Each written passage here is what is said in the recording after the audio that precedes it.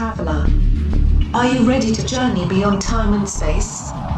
During this adventure, we may encounter otherworldly intelligences, but have no fear. We are protected by the spirits of our ancestors, and guided by messages etched in stone that echo through the ages. Now sit back, take a deep breath, and prepare to step beyond the veil.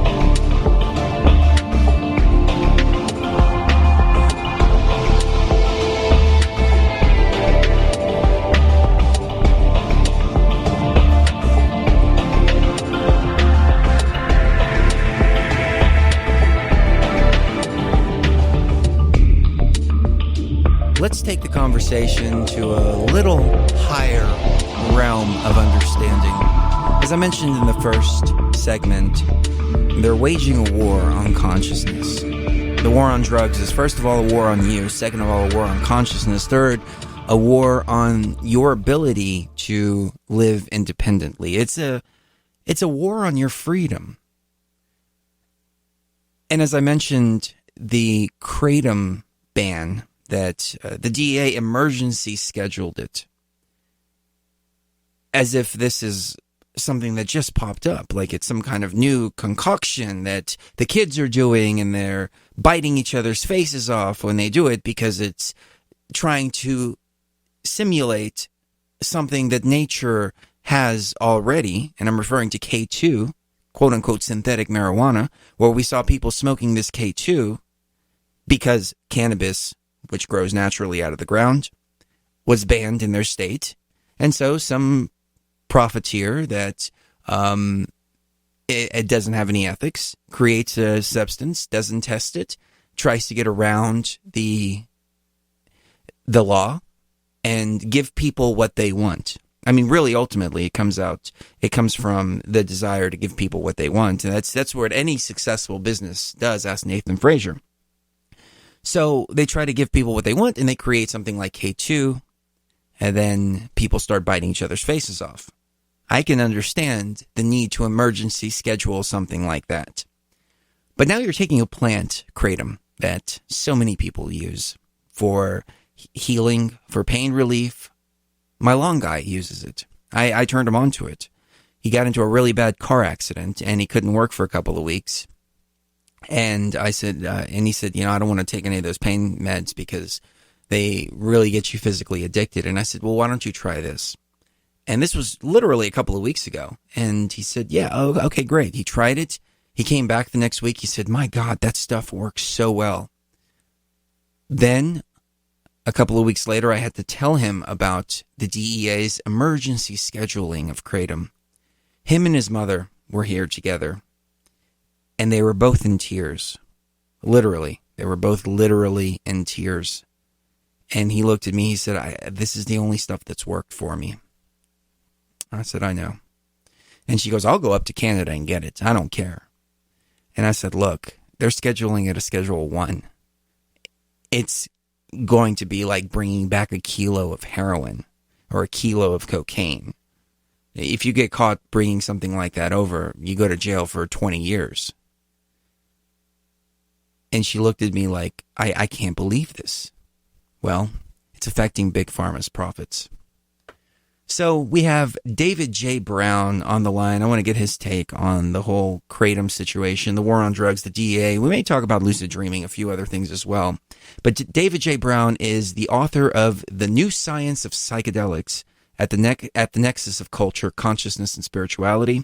He's also the co-author of 5 best-selling volumes of interviews with leading-edge thinkers, Mavericks of the Mind, Voices from the Edge, Conversations on the Edge of the Apocalypse.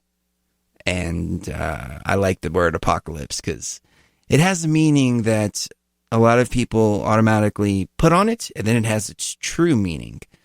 Conversations on the Edge of the Apocalypse. To me, the apocalypse is the great revealing, so Conversations on the Edge of the Great Revealing.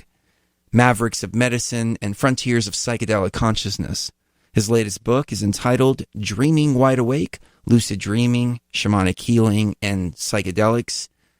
It was just released, actually, this year. So mavericksofthemind.com is his website. I think we have David on with us. David, how are you doing, sir?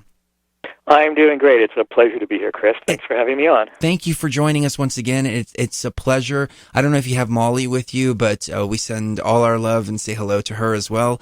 But before we get into the positive stuff regarding the content tonight, I want to talk about this unfortunate situation, the banning of Kratom. It seems like the DEA is really stepping up for Big Pharma. And even in their own documents, it says that doctors are afraid that people are using it to taper themselves off of their medications.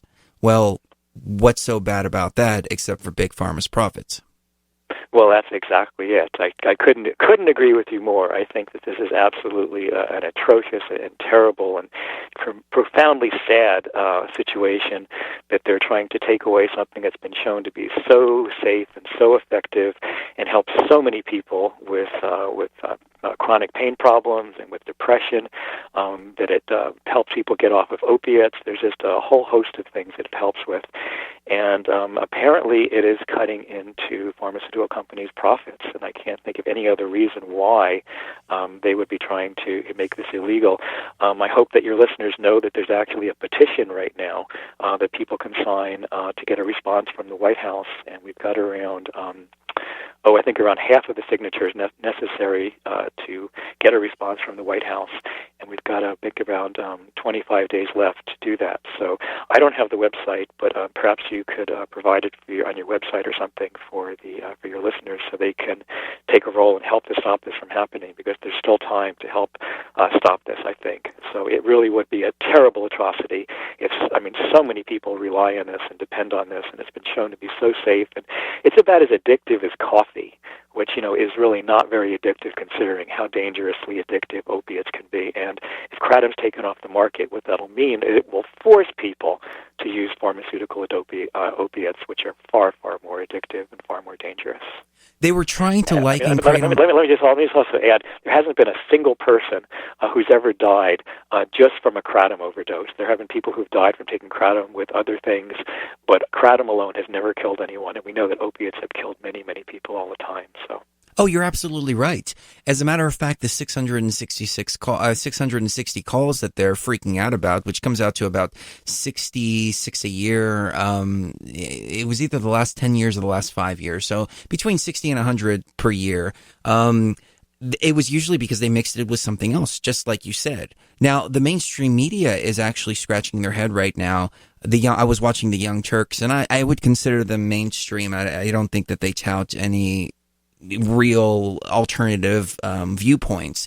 But even they were scratching their heads, going, I don't understand why this is being banned. So seeing the buzz around this and so many different articles saying the DEA is freaking out about this thing that's been helping so many people, I have hope in this one particular case that we can actually turn this around. I do too. I think there's still time, and I think there's a large enough population right now who feels strongly enough about this that there's going to be quite an outcry, quite an unexpected outcry from the DEA's point of view. I don't think they quite realize, but they're probably being flooded with letters right now, and people are being outraged by what's going on. Well, when you don't have enough illegal drugs on the streets, then you make things illegal. Then, yeah. I mean, it's absurd. I mean, that's essentially what we're dealing with. We see cannabis legalization throughout the country, so that's taken a lot of the illegal drugs off the streets because people don't need to use that anymore. I know that I have a couple of friends. Well, I've had a couple of friends because I don't really involve myself with people that do this, but I've had a couple of friends who turned to heroin at one point. And the reason, and they all had one similar thing, either some kind of deep-seated emotional trauma. I had a friend who just overdosed. She was a lifelong friend, first love of my life, from 14 years old. And she just overdosed a couple of years ago on heroin, and she's been a 25-year heroin user. And she did it for pain, for the emotional pain she went through. But I have another friend that was on heroin, and it was because he couldn't get the pain medication that he needed from the doctors after a motorcycle accident. So now we're taking away this too. More and more people are going to turn to heroin. I think that's actually part of the agenda, though. We'll be right back.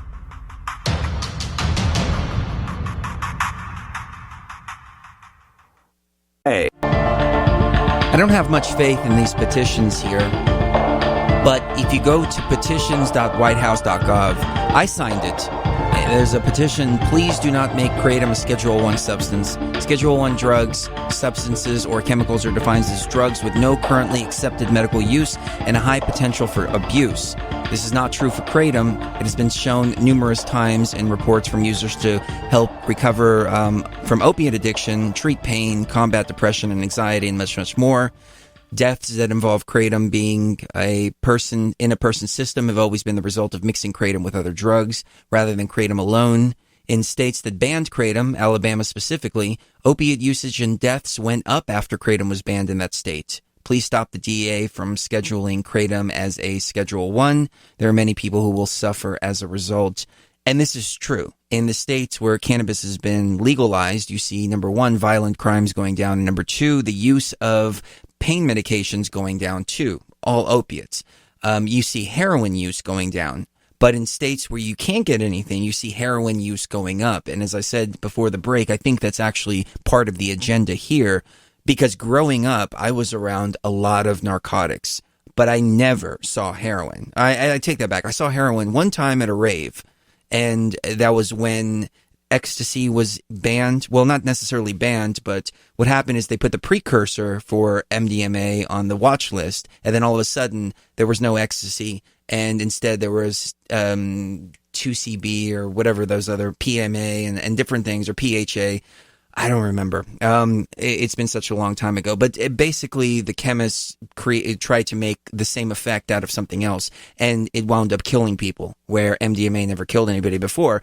But it was at that same point, and at the same point in time, they busted one of the biggest LSD manufacturers, and LSD was taken out. So then all of a sudden methamphetamine was introduced into the rave scene, and then heroin found its way.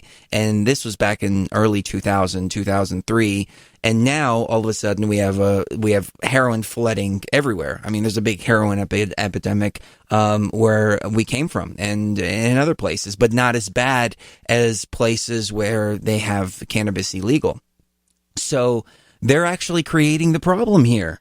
And it doesn't surprise me, because they went over there and they took all the poppy fields, and they secured all the poppy fields in Afghanistan and the Middle East. We have U.S. troops guarding the manufacturing, the base chemical of heroin, or the base, the precursor, let me put it like that, to heroin. So obviously they want to profit from it. And so problem, reaction, solution. You go over there and get all the poppies, and then you flood the market with heroin and pain medication. So you have to take out anything that threatens it. That's my analysis, David. What do you think? Well, I think that all human beings have an instinctive desire to alter their consciousness. If you watch little children, they'll spin around in circles just to make themselves dizzy, because they enjoy the process of altering their awareness. I think that especially as people become teenagers, there's an instinct to alter consciousness.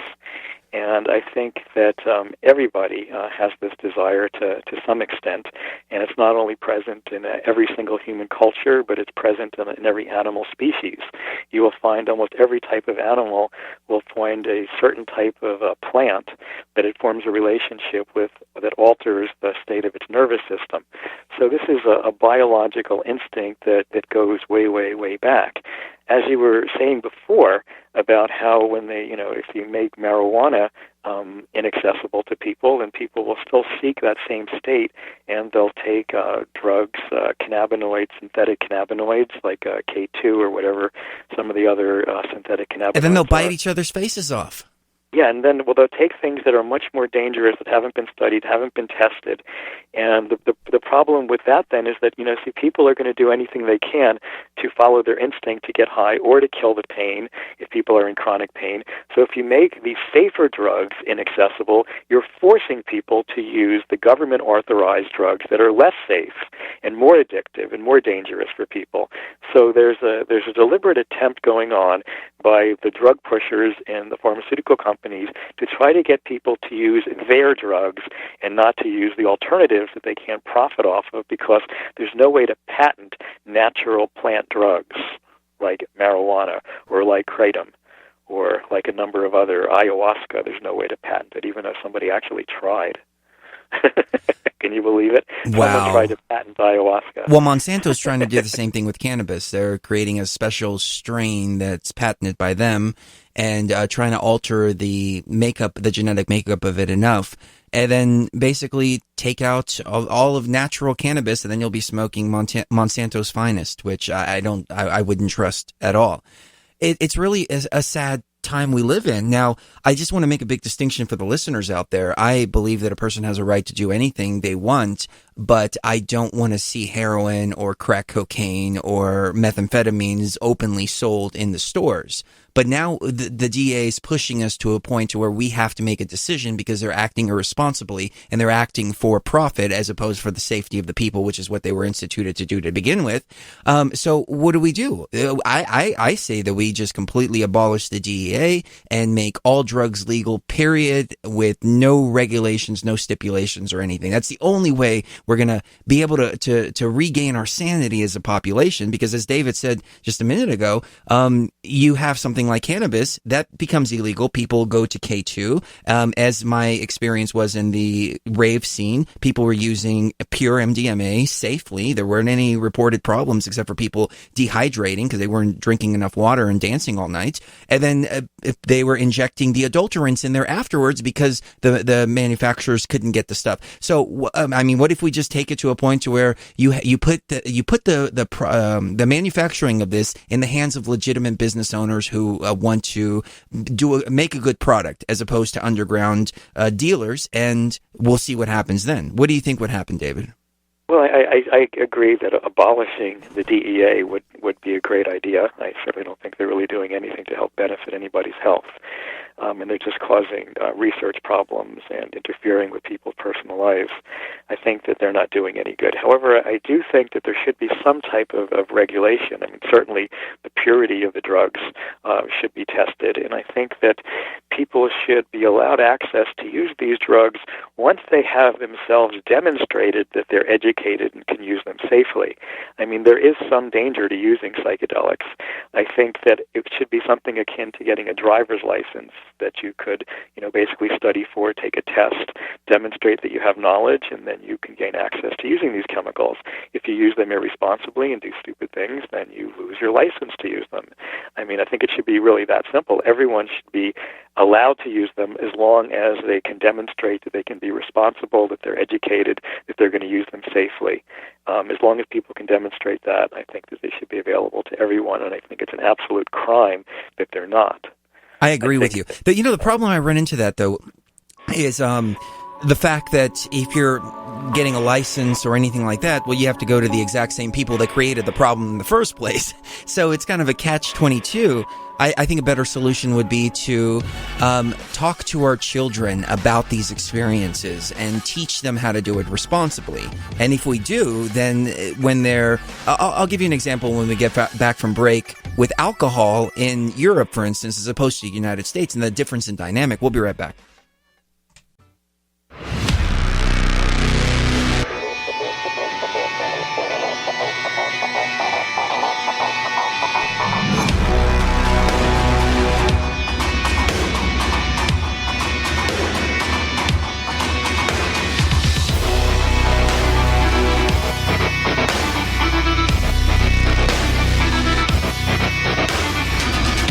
Welcome back, traveler,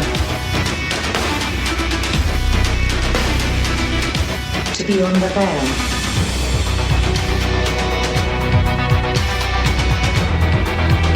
Growing up in a Greek household, one of the things my mother really wanted me to do and did for me several times was send me to Europe because she wanted to show me their culture. And I remember going at 14, 15 years old and drinking a lot, because I didn't know any better. And they would all look at me like I was an idiot for drinking as much as I was. But it was so taboo to me that I was like, wow, I can go to the bar and drink whatever I want. But to them, it wasn't taboo. And so the other kids who were 14, 15, 16 years old would go and have one drink, and that would be that. And they would do it responsibly because there was no taboo to it. And I remember talking to my cousin, and he was asking me, just to buy one can of beer, you have to be 21? Yeah. Just for one can, just that's it. Yeah, you have to be 21 years old. I mean, it was like a completely foreign idea to him, regulation and age limits and all this stuff. But what resulted is that the parents would teach the kids how to drink responsibly. And if the kid wanted to have a beer at 12 years old or 13 years old, he'd have a beer with dinner, and that would be that. That's it. But he wouldn't have 10 beers, and he wouldn't have 15, and he wouldn't have 20, the way that kids do here. Because whether you want to admit it or not, 15, 16-year-old kids at high school parties, they have keg parties, and they drink themselves silly. And they have beer bongs, which is absolutely ridiculous. You don't see beer bongs over there. You don't see kids drinking like that. You only see that here where it's illegal. And so prohibition all across the board has just created an ever-growing problem. Same with any other drugs. But we're not even talking about that, ladies and gentlemen. We're talking about Kratom here that isn't, as David said, it's a stimulant that's no harder than coffee. That's all it does. It just boosts you up a little bit, but it helps so much with pain. And so now we have a substance that's being banned that completely changes the dynamic of the way that we are able to see the DEA, and we can see them for who they really are, and that's Big Pharma's enforcement agency. That when they say drug enforcement agency, that's the drug industry enforcement agency. And they don't like people cutting in on their profits. So back to the use of psychedelics. Throughout my entire rave days, I did a lot of psychedelics, and I didn't realize that I was having shamanic experiences.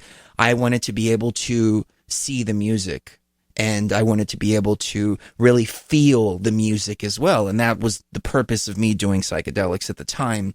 And I remember having a lot of really wonderful experiences. But had I been taught from a young age, when I first wanted to expand my consciousness in this way, how to properly use psychedelics in the context of the purpose, the intent, the setting, I can say this: over the last 7 years of working with ayahuasca, I have changed so much. I've become a completely different person. I've become much more powerful spiritually, much more focused, much more in tune with my dharma and my destiny and who I am, and with my fellow brothers and sisters out there, and with the construct around us, and with Mother Earth, and with everything that there is in this plane of existence. Had I had another 20 years of training like this, who knows where I would be right now. And I'm only speaking from personal experience, but what I'm illustrating is that if we teach our children how to do these, not only responsibly, but how to do them for the intention and the purpose that they're here for, that the mushroom is here for, that the DMT is here for, then all of a sudden the entire consciousness of the world shifts up. And then we don't need government anymore. We don't need regulation anymore. We don't need any of this stuff, because now everybody's walking around with an elevated consciousness. And I think ultimately that is the goal of the DEA and the powers that be, to keep people in a state of being reliant and dependent on government, not expanding their consciousness, and living, working, then dying. They don't want people who think for themselves. I mean, you can see that on every level. Forget the psychedelic level here for a second. Just look at things the way they are on the physical level. But ultimately, it's about suppressing the global shift in consciousness. David, your thoughts? I wonder then what one does when someone uses psychedelic drugs irresponsibly. How do you stop them from using them irresponsibly? That's their own. That's their own. Their own path and their own journey. Nobody has a right to stop them from doing anything. Now, if somebody... Well, what if it interferes, if they start driving, or if they go out with a gun, or they do something that endangers other people? I think there should be some type of regulation. I think that psychedelic drugs, for some people, can make people lose touch with reality. For some people who have psychotic tendencies, they can become a little bit unstable. I think there should be some type of, if not regulation, screening of people or something, because I do not think that psychedelics are really for everyone. I really think that there's a sort of a self-selection process, that people are drawn to them for certain reasons, and for certain reasons people accelerate their intelligence and accelerate their creativity, accelerate their personal evolution. But I have seen people damage themselves with psychedelics, and I have seen some people really lose it. And I like the idea that they be available to everyone, but I think there should be some type of regulation. Like I said, akin to something like a driver's license before. And the way these things would be designed would be through a democratic process. I mean, you have a committee of scientists or psychotherapists that would help design these things that would be voted on by the people or something like that optimally, in an optimal situation. But, I certainly think that it's natural and that it's something that we're all going to be doing in the future. I think that, the use of psychedelics in the future is going to be as commonplace as people using marijuana right now. I mean, I think that the next breakthrough in terms of like medical use will be for magic mushrooms. The next sort of medical marijuana will be for come through the medical system that way. I think it'll still be at least 20 years or so before we start seeing these things used in a way where they're just open for the average person to use. I still think we need to go through a little more evolution as a society. I mean, seeing the masses of people that are voting for Donald Trump and the level of evolution that so many people are at, the giant anti-intellectual movement in this country, makes me just a little cautious about wanting to give psychedelics to everyone. I think that there's certainly a lot of people that will benefit greatly from them, and they should be available. But I'm a little more cautious, I think, than you are about wanting them to be spread out to everyone. At the same time, I also don't think that as a species we will survive without them. I think they're absolutely necessary for regaining our sense of ecological awareness. I think that the biggest problem on this planet right now is an ecological blindness, that people are not aware of what they're doing to the biosphere and that we're slowly killing ourselves. Not slowly, we're rapidly killing ourselves, and there's not much time left. And unless a certain number of people wake up to these new levels of awareness, I think we're going to kill ourselves. So I think that psychedelic awareness is essential to our survival as a species. But I think that the DNA knows what it's doing. I think there's kind of a hidden agenda going on. Like, I have this idea that marijuana is illegal because genetic intelligence wanted it to be illegal. By making marijuana illegal, it spreads the word. Just imagine if marijuana was legal and the government told people to do it. There's something about suppressing it that spreads the word, that makes teenagers want to use it, that makes it all over every newspaper. Everybody's heard about it. It spreads the word very, very, very quickly. So I think that that's part of the reason there's an agenda behind all this, that the psychedelic plant spirit actually has some kind of agenda, and it's bringing itself into the mainstream in kind of a very balanced way, by some people being for it and some people being against it. And I think that's deliberate. I think the plant spirit, the intelligence of the DNA, is doing this on purpose, because bringing it out too fast would upset the balance too quickly. I think that there's an agenda going on that's been tested on many other planets and many other worlds, that the DNA, we're nothing new. Well said, David. I do have to disagree on a couple of points that you made, though. So we'll get into them right on the other side. Don't go anywhere. You're listening to Beyond the Veil. David J. Brown is our guest.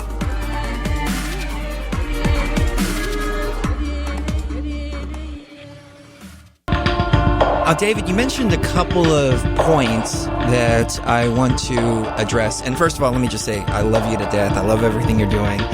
You and Molly are just awesome people, and you radiate such good energy. So when I disagree with you, I do so out of the deepest respect for you. But I feel that the solution that you propose is flawed, because now we're relying on other men to we're giving special rights to one group of people over another. And we have a group of scientists right now, and we have a group of all of these people who have been bought and paid for. They're called the DEA, and they've made these decisions on behalf of the people in a democratic process. And really what it's about, it's about preserving the rights of the individual. And what works for me may not necessarily work for you, and vice versa, but it should really be no issue, because my rights to do what I want to do supersede the rights or the will of the majority of the people, because democracy really is nothing more than mob rule.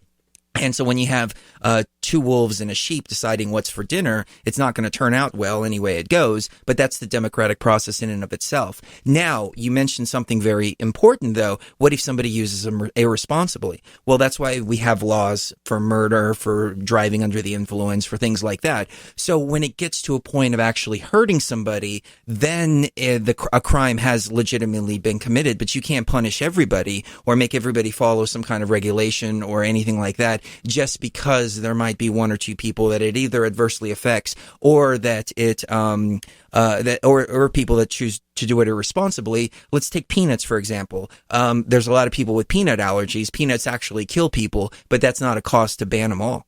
Your thoughts? Yeah, well, I agree with you. I'm basically a libertarian in my philosophy. I guess what I would say is I would leave science to answer these questions. You mentioned that you sort of equated the DEA with science, and they couldn't be more opposite. The DEA does not use science. The DEA uses politics, and they're in cahoots with the pharmaceutical companies and alcohol, and it's really a mess what they're doing. I would let science determine these questions. I would do studies to see, sociological studies, science studies, and let's see what the outcome is. These things haven't been studied. Let's see, how the general, how many people in the general population respond well to these things. I mean, the example that you brought up about peanut allergies, people can die from peanuts. Well, yeah, it's true. And the difference, though, is that people really can't go psychotic from peanuts. And people can go psychotic from psychedelic drugs. And it could be very dangerous if someone starts to believe that the devil's trying to kill them, or if they have some kind of delusional idea. So I think there should be some type of screening, because these things are far more extreme and far more reality shifting than anything else that human beings have really worked with before. Certainly indigenous societies work well with these things, but they have a certain kind of regulation. They just don't do them haphazardly. They usually do them under the watchful eye of a shaman, under certain ceremonial situations. They do them in ritual. So they have a form, even indigenous societies have some type of regulatory system for doing these things, because some people can go a little nutty on them. It really is important to remember this. I know it's very rare among, people who are intelligent and people who prepare well, but it does happen. And there are a lot of people out there who really can lose it, who really can have very difficult circumstances, who really need some kind of guidance with these things. And I think just making them available to everyone with zero type of regulation or zero type of screening is an invitation towards some tragedy. I do understand that. Like I said, we just don't know really until we do studies and really release this and see. It's purely speculation on both of our parts right now. So we just don't really know what would happen. I do understand that, and I do want to concede to the fact that a psychedelic experience can be very intense and a very otherworldly experience. So the dynamic is a little bit different than cannabis or alcohol. I personally am able to handle myself on very, very extreme doses and still distinguish what's real and what's not real. I think I've had 2 or 3 experiences where I thought I saw like a scorpion in the room that actually wasn't there. But other than that, that was the only time that I wasn't able to distinguish the hallucination versus the reality. But if we take that and apply that same thing to somebody that is already on the edge, then yeah, I do understand how it could be very dangerous. My only hang up is putting a group of people in charge over something like that, because people are corrupt by nature and they can be corrupted for the right amount of money. Yeah, I agree. It's a very tricky situation. I think that people who do psychedelics tend to become a little more spiritually aware and a little more honorable. So maybe that would be one of the requirements for having a committee of people that determine whether people are psychologically stable enough to do psychedelics, is to have them themselves partake in psychedelic experiences so they can see the experience from inside out. And I think once someone's had the experience, they're less corruptible. That's actually a pretty good solution. I mean, if we had a a small committee of elders, let's say, who all had to not only take ayahuasca and psychedelics, but they had to work with a shaman, and then they were able to get into a position of making decisions. I think the dynamic of society would change completely, because power that's sought is corrupted power, and power that's endowed is when it's given to somebody like that, as opposed to sought after, then it becomes a responsibility as opposed to a desire for power. Well, there you go. We figured it out. Well, you've enlightened me this evening, David. I really appreciate that.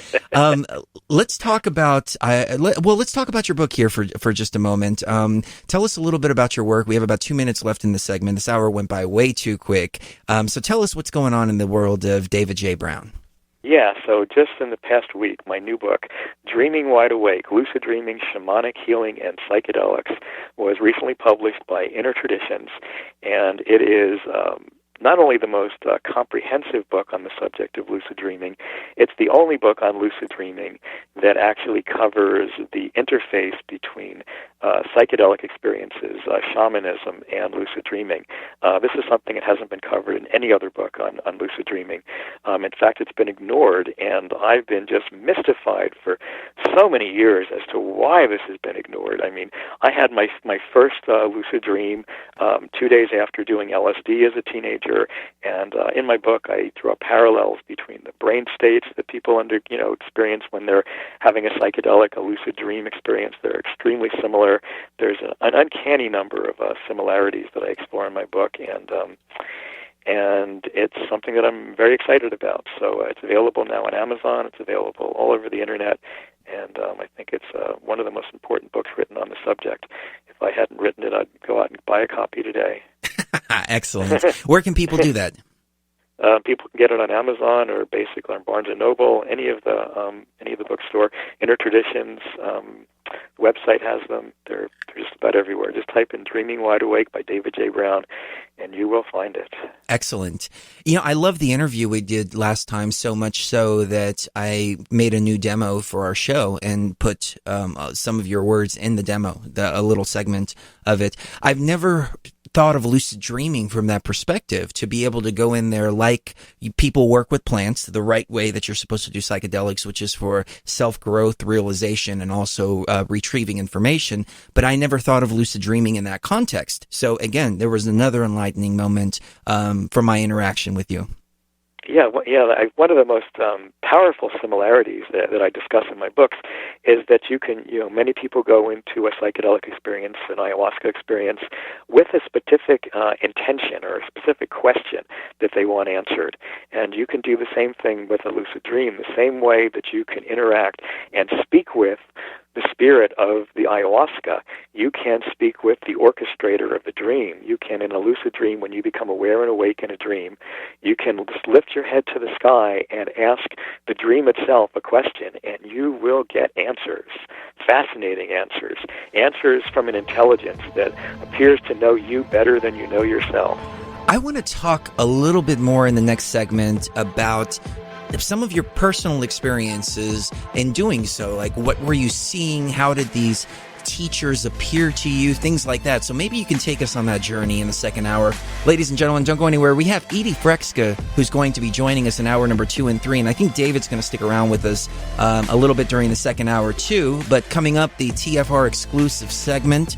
So don't go anywhere. We've got much more coming up right here on Beyond the Veil.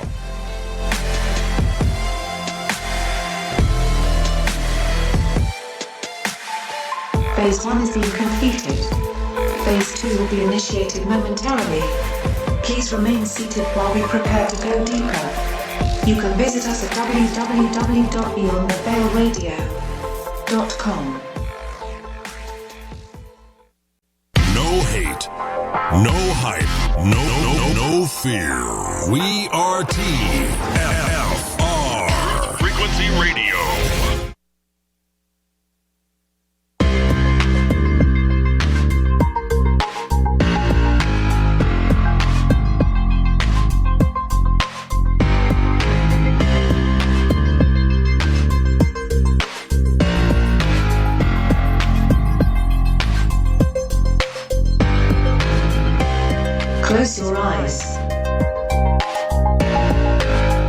feel the movement.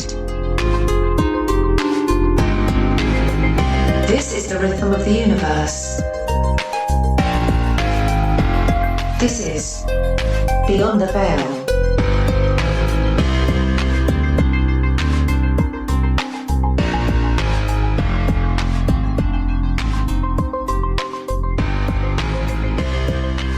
Now, David, you mentioned using lucid dreaming to tap into another intelligence, and that's the stuff that really makes me interested and makes my consciousness really perk up, because you mentioned also that you can live out all your deepest fantasies, and while that would be fun in this particular lifetime, that's not what I'm here for, and I suspect that's not what you're here for either. Some people may be, and it reminds me of that movie, The 13th Floor, where people would get into this matrix, and if this world is like a matrix, that's what they were doing. And some people were going for a purpose, and others were going just to live out some of their pleasures and fantasies, and some of the fantasies that some of the people injecting themselves into the machine were injecting themselves to live out some of the darker fantasies, like killing people and murder and weird things like that.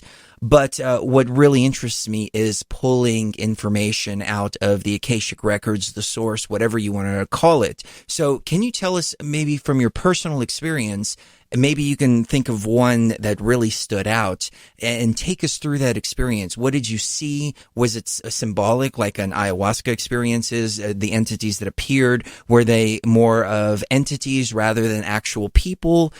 Tell us a little bit about the journey. You know, I think it'd be better if I spoke a little more generally about my experience with them. There's different types of characters and different types of beings and intelligences that one can encounter in lucid dreams.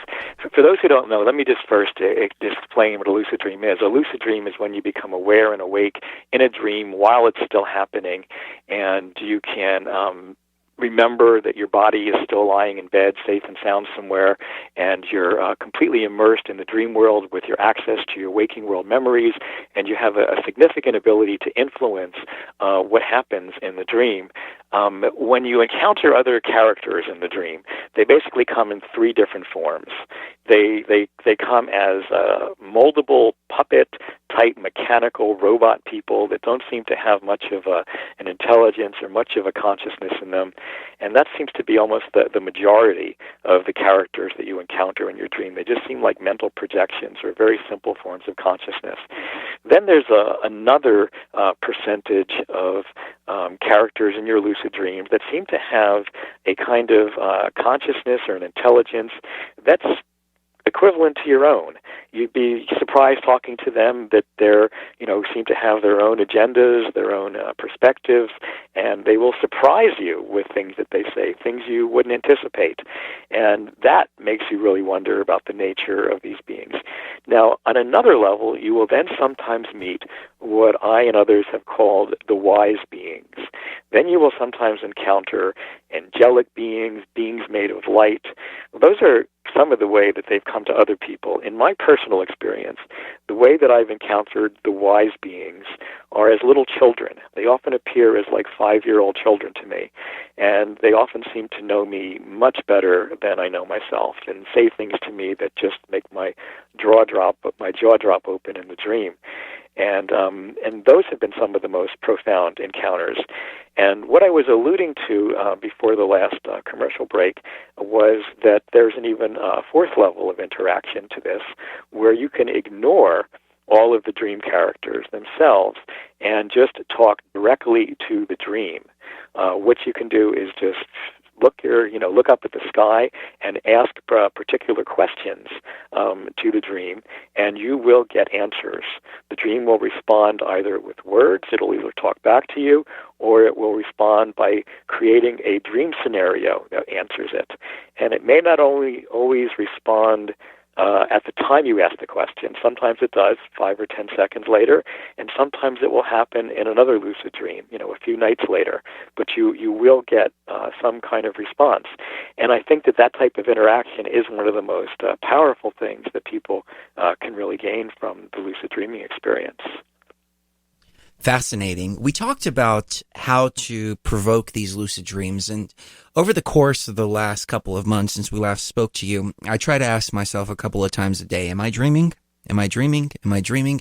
And try to take that into the dream realm with me. So far, I have not been successful in doing so, although I do almost have the realization, but it happens right before I wake up.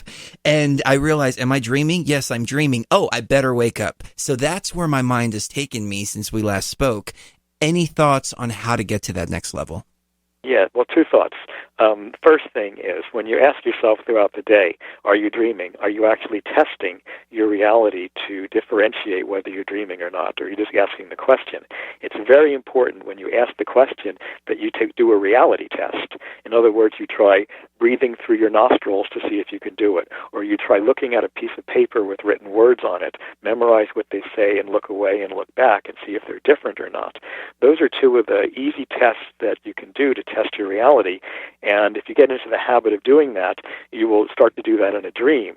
If you just get into the habit of asking yourself, am I dreaming right now, without testing your reality, you're going to get into the habit of saying, of course I'm not dreaming right now. And you'll tend to do that in a dream. Of course I'm not dreaming right now. You have to actually test your reality, and that way you'll be surprised that one day when you test it, you're going to go, oh my God, wait a minute, I'm dreaming right now. If you get into the habit of doing that throughout the day, you're dreaming around 1/10 of the day. So you have about a 1 in 10 chance of being right if you get into the regular habit of doing that. Now, the other thought I had about what you just said is that it's very common when people become lucid in a dream for the dream to only last a few seconds and for them to wake up. And that's usually because they get so excited. Becoming lucid in a dream. Wow, I'm lucid in a dream. Oh, my goodness. And it's just, that emotional, uplifting excitement causes too much adrenaline, and it causes your body to physically wake up.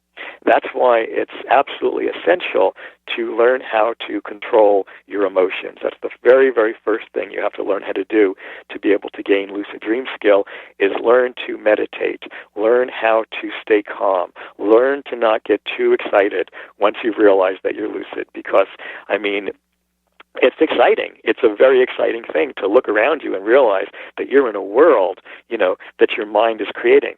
You mentioned before how people have different motivations for going into the dream world, and how, just going in just purely for pleasure or for fantasy fulfillment is, sort of at a lower level compared to going in to understand yourself psychologically better, or to try to heal from a particular trauma, or to try to, get answers, or to try to develop yourself spiritually and become more spiritually aware.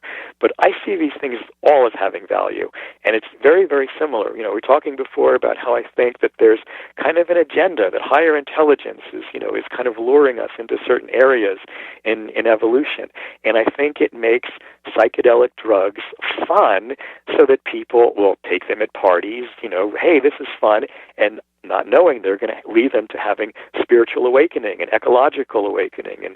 And I think the same thing is with lucid dreaming. It's got this lure. Hey, come on in. You can fly. You can have sex with whoever you want. It's so much fun. But once you're in there, then you realize the potential for spiritual awakening, for spiritual experience, unexpectedly for many people. And I think that's actually part of the agenda, part of the higher intelligence agenda in this, and that there's a sequence or an evolution that people go through with these things. And a lot of times people are drawn in simply for fun, and oftentimes becoming much more spiritually aware as a result of their lucid dream or psychedelic adventures. Very well said. On the other side of the break, and I hope you can stay with us a little bit longer, David, but I want to ask you about the difference between working with something like lucid dreaming versus working with something like ayahuasca. I imagine from the context that you're speaking that they're both pretty similar, and it could just be a matter of the person's individual path and how they choose to elevate their consciousness. So I'd love to get your take on the other side. Don't go anywhere, ladies and gentlemen. Edie Fresco will be coming up at the bottom of the hour, by the way.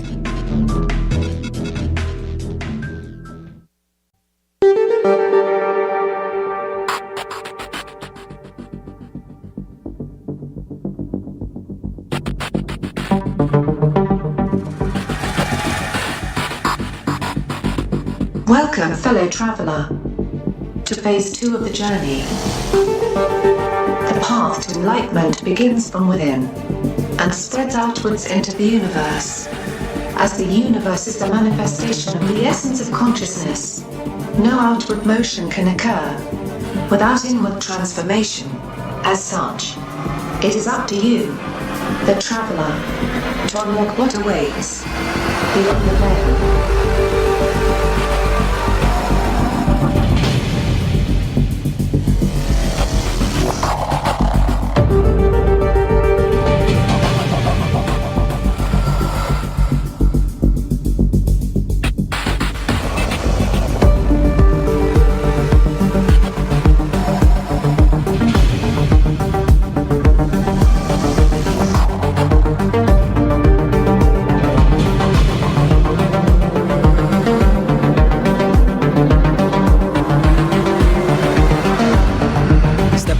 Beyond the Veil.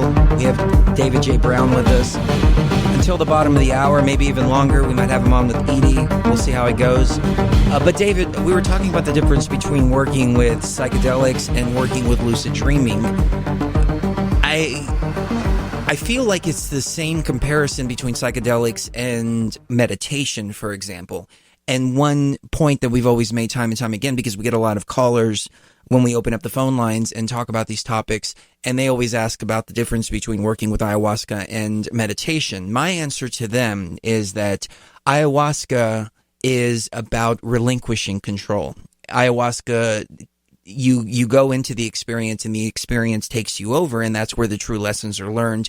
And it's the ability to let go of control and to become one with the universe that you're able to gain the knowledge and the wisdom and progress even further. Whereas with meditation, it's about breath control. It's about controlling the consciousness. It's the complete opposite of what ayahuasca does. I don't have very much success with meditation, and meditation hasn't taken me to the same places as ayahuasca has. Lucid dreaming, I imagine it's very similar to meditation, because from what I gather, harnessing the ability of lucid dreaming is about being able to control the consciousness to the point of being aware that you're dreaming, and then you go into those teachings by taking control of the experience as opposed to relinquishing control of the experience. As somebody who has had experience with both, I assume you've had experience with both. I think we talked about the ayahuasca. I don't remember if you said you've worked with that plant or you haven't worked with that plant, but as somebody who has definitely experienced psychedelics for sure, how do you compare the two, and what do you think about that analysis? I think that's very interesting. Yes, I have had experience with both. I was down in Peru and did ayahuasca down in Peru. It's very interesting that you brought that up, because actually in a discussion that I had with my wife just a couple hours ago, we actually brought that up, that one of the primary things that you have to do on an ayahuasca experience, or really any psychedelic experience, is learn to surrender to something larger than yourself, to surrender to the process. And that's really how you gain the most from it. And if you resist it or fight it, you'll find that you won't gain as much from it. And with meditation, which we really hadn't talked about, but with lucid dreaming, it actually, you have to take a more active role. Instead of surrender, you need to actually talk to the dream and take control over what's going on in the dream. And I think that that's one of the primary differences. You're right, but it's also not so much about either or, like choosing one form over the other. They work very well together, and they work better together than they do individually. Oftentimes, having an ayahuasca experience will trigger a lucid dream 2 nights later or the following night, and that carries over from what you learned with the ayahuasca experience. They often work together. My own particular healings that I worked with, which I discuss at length in my book, about how I healed myself from childhood traumas, involved a sort of back and forth between doing ayahuasca and lucid dreaming, and they worked very well together. I think that lucid dreaming is a lot more powerful than meditation, much, much more powerful than meditation. I think that you can have experiences in a lucid dream. I mean, if you're in a lucid dream and you do ayahuasca in the lucid dream, you will have an ayahuasca experience in the lucid dream. You can take psychedelics inside the lucid dream and have the experiences full-blown. Almost everyone who's done it reports that the psychedelic experience carries over.